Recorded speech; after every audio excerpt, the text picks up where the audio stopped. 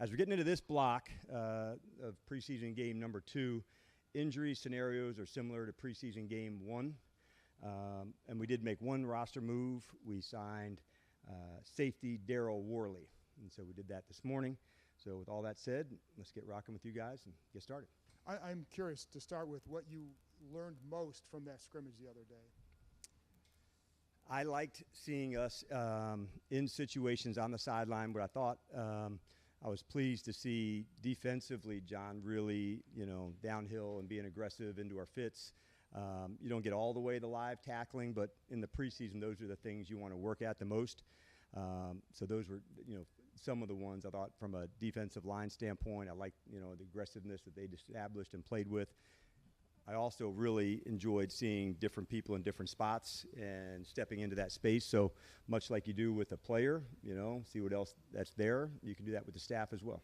And then also, we saw Terry out there on the sidelines the other day, not asking you for an update on all that, but I am curious, one, how good was it for you guys to have him out there on the sidelines? And two, then, as you get close to the regular season, how do you kind of balance what's going on with him, but also needing to get him ready for the regular season, assuming he's out there? It certainly sounds like an update to me, John, but we'll work ourselves through it. Yeah, I got you.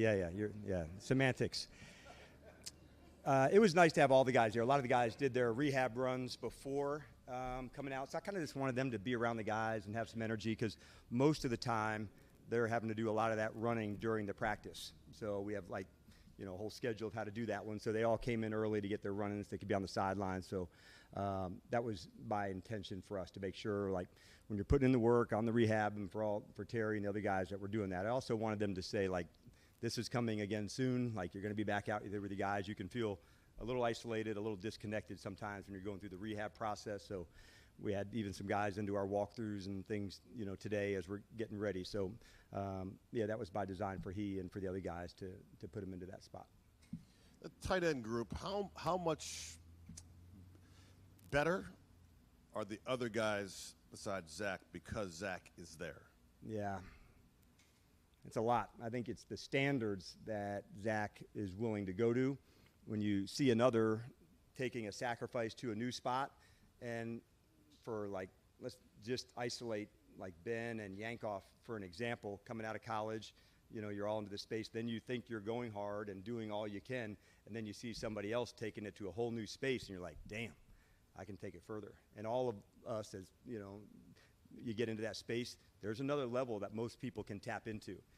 Zach does that. And so seeing that as an example, I said, man, I can do more. And I think Wags is an example of that, to show there's another spot, there's another space.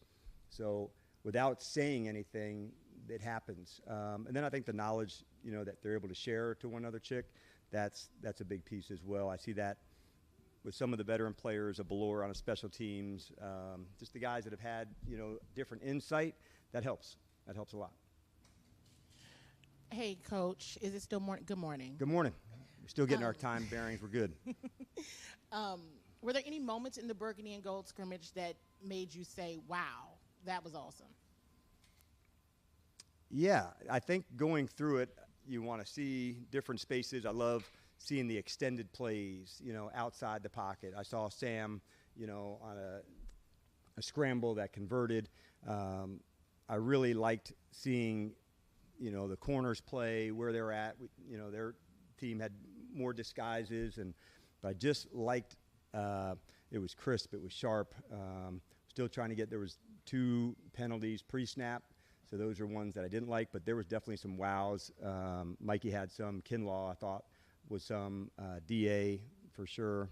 I liked a couple of the throws, I said, by Sam. Those were a few that jumped out to me. And what have you seen so far from Noah Igbinoghene? 2 positions, and then the other one is also on the return game. He's got real speed, and so seeing him in the return game last year with his wrist being injured so early, we didn't get a lot of returns from Noah after he injured his wrist. So to see him be able to cut, go upfield to do that, that's a part that I liked. We got a little bit on the edge in the game or the other day, and I want us to be on that edge and embrace it, but I also want us to know how to reel it in. And those are good moments to teach from as well from the game. Hey, good morning, Coach. Good morning. I know that obviously the O-line has to work as a unit. Guys have to be ready to rotate in, step up. But with Brandon Coleman and his transition to that left guard position, Yep. is there any type of growing concern with him missing so many practices in a row, not getting those reps with Laramie and Tyler?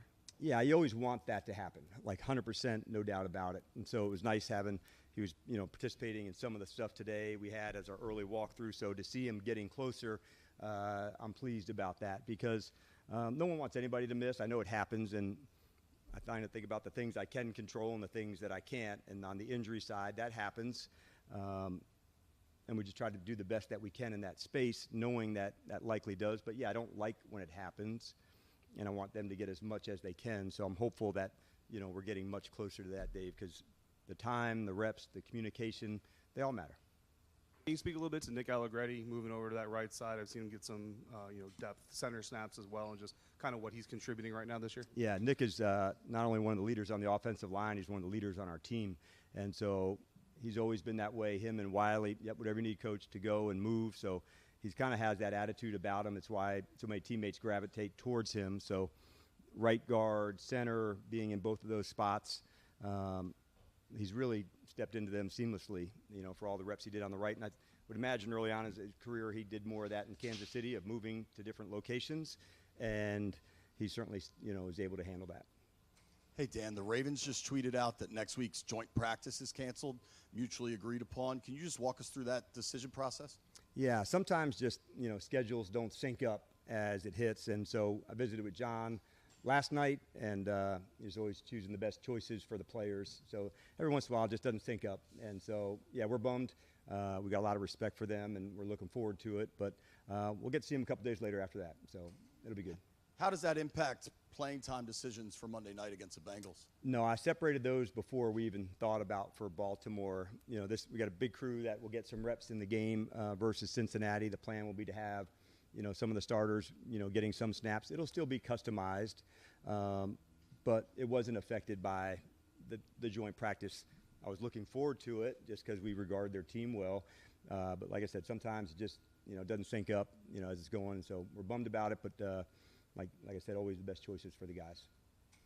Hey, Coach, you said that you had different players in different roles. Who were some of those players, and how did they do in those roles? Yeah, I saw a little bit of Jalen Lane playing outside. So we featured him more in the slot. And in this game, in yesterday's scrimmage, we featured him more outside. So that's another element, another dimension.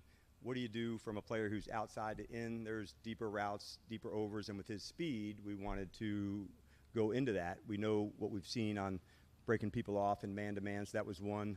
We worked some of the defensive ends over the guards as pass rushers, a little bit with Jake Martin, a little bit with Dorrance Armstrong. So those would be a few that, might have been just changing around in their positions and seeing some different roles.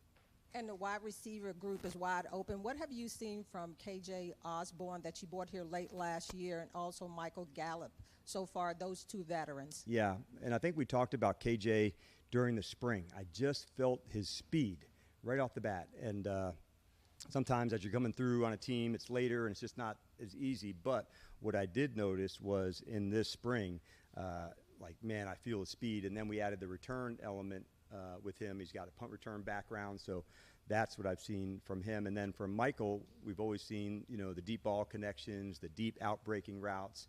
And so to see him regain his strength and regain some of the momentum, that's been good for us. Coach, the other day, Jaden, over here. Gotcha, thank you. The other day, Jaden had a little bit of resistance against that defense. You being a defensive-minded coach, how did that make you feel to see him? Because he normally has success against everyone, but for him to struggle a little bit, how did that make you feel? Yeah, I guess that's the silver lining in some things. When you see a practice that doesn't look quite as good, it maybe jumps out to you because they're pretty rare. And those are honestly good moments to have as well, as a competitor, as a player, and look in what was different, what was the same. So we visit a lot, he and I do, and I enjoy talking to him about different players and different matchups. And we were just having that discussion today, and we were talking like how much better, the unit is, where they're going and how they're doing it. And he said, man, think about how much better that is for the offense. So no surprise that his attitude was right on point about it, because he kind of relishes the challenge, to be honest with you. So when those moments come up and, you know, he's going again the next one or the next day, yeah, he's pretty ready to get it on. Hey, Dan. How you doing? Good. For Javon Kinlot, you know, it seems like most guys, when they get to the, you know, fourth, fifth year, they've kind of established who they are. With him, like, do you see that there's more for him to go up than maybe a typical guy who's been around as long as he has? Yeah, it's a fair question, and the answer is yes. And I think maybe it's because of injuries early, where you'd be surprised how much that can set somebody back, you know, when you just don't get the reps or the playing time. And in a smaller version, where even Johnny Newton is good as I think his trajectory is going to go, not having training camp and an off season with his foot injury and training in the same way, it's different now going into year 2 with him. And I sense that with JK, his weight's down, he's healthy, and I'm just seeing this arrow that's going up.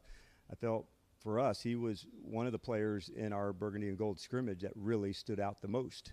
So I like where he's at mentally, physically, and really putting it all together. But I would imagine that the injury history, maybe that sets you back some. And now it's coming back, you know, twofold with all the practice and the reps and the development. Just going back to the canceled joint practice, will you do anything different during the week just to get in more live reps? We'll work with the game Monday night. The players have off Tuesday. We'll work a lot of situations on Wednesday, and then we'll work some more against one another, you know, here Thursday. But, yeah, we'll be going at it again that day, yeah. And another Terry question, just for guys that are either injured or on PUP or may have a chance to come back before the season, does that change their timeline at all, just in having fewer chances for live reps before? Can you be more specific? Like if they're not on the roster? Yeah, for like guys who are probably maybe be back for week 1, if you were hoping to get them live reps before actually stepping on the field in week 1? Yes. Okay. Yeah, you would like that. That'd be the first ideal spot, because ramping up helps, you know, when you're playing, and if we can, then we would do that. Yeah, so that's not off the table for sure. Okay. I think you're talking about like reps in the 3rd preseason game? Yeah, for sure, yep. Hey, Dan, there's been a big change this year with NFL overtime rules. I was wondering what your thoughts have been on that, who you've talked to, and does it give you any sort of, you know, I guess, safety or happiness that Jaden would at least get a chance to touch the field, especially considering how well he played in those tough, you know, clutch situations last year? Yeah, I'm glad that you brought that up. You know, think of our game against Atlanta and scoring first. So that's really the one that I used as the example. When that touchdown happened, the game ended. So I said, now think the other team gets the possession. So it does affect, do you want the ball? Do you want to kick? You know, so there's other examples that go. And also with the 10 minutes of it, if you're at towards the end of a drive, do you play it a little bit differently and working as you're using some clock, you know, going down in the red zone? It's not as easy to like, hey, use the clock and score a touchdown. Like, yeah, no shit. But like, yeah, that'd be so awesome, you know, if you could do that.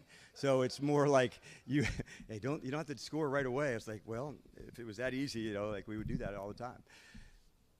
So there's strategy involved, and I think it speaks to the fight, like, about finishing, that when it gets to overtime, like there's another one to go, that both teams are going to get their shot to go get it.